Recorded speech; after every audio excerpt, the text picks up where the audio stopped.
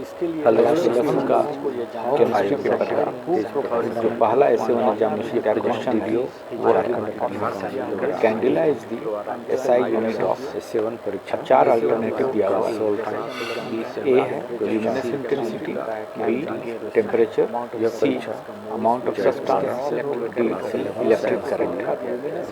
अब इसमें से हम लोगों को चूज करना है कौन सा सही होगा, कैंडिला का कौन सा है, फर्स्ट SI यूनिट होगा। सेकंड चारों में से इस वीडियो को थर्ड देखें, लाइक करें और सब्सक्राइब करें क्लास और 11 शेयर का भी करें।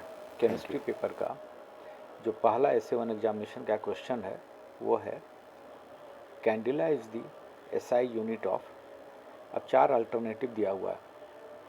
ए है luminous intensity, B temperature, C amount of substance, D electric current. अब इसमें से हम लोगों को चूज़ करना है कि कौन सा सही होगा, कैंडिला का कौन सा SI यूनिट होगा इन चारों में से।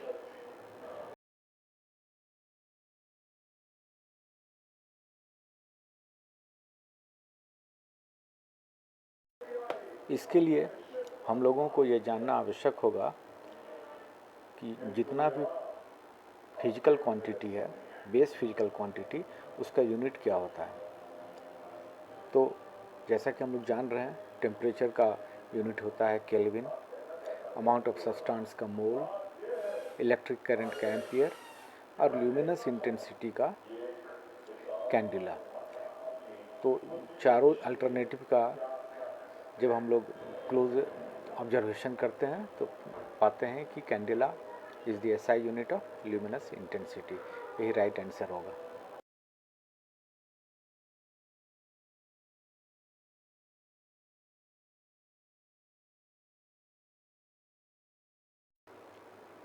Question 2 is how many scientific fundamental quantities are given in SI units।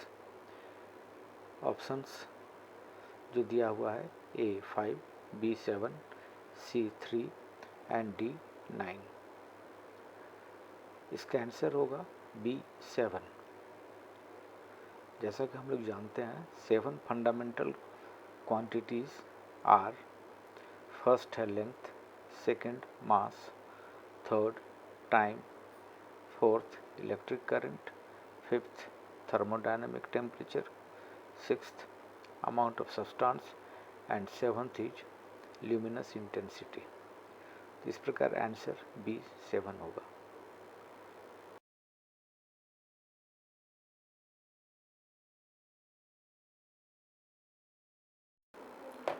Question 3 who proposed the law of multiple proportion.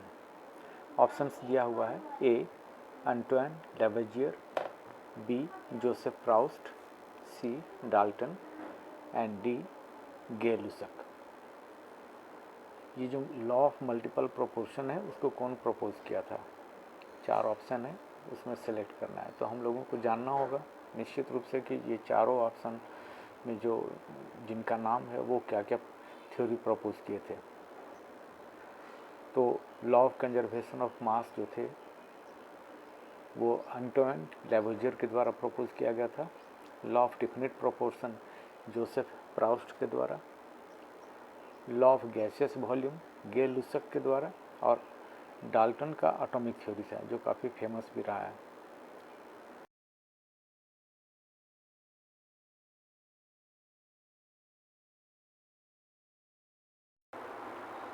Law of multiple proportion ये डाल्टन द्वारा प्रपोज किया गया था। ये लॉ कहता है कि if 2 elements can combine to form more than one compound, the masses of one element that combine with a fixed mass of the other element are in the ratio of small whole numbers। तो अब इसको हम लोग एक example देखते हैं। Hydrogen oxygen से combine करके 2 मॉलिक्यूल अलग अलग कंपाउंड बना रहे हैं, एक वाटर है, एक हाइड्रोजन पेरोक्साइड है।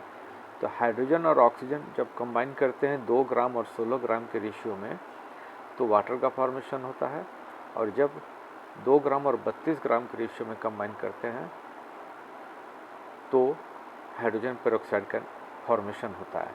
अब चूँकि हाइड्रोजन का जो मास है वो फिक्स है दोनों स्थिति में, 2 ग्राम है, और ऑक्सीजन का एक में 16 है और एक में 32 है।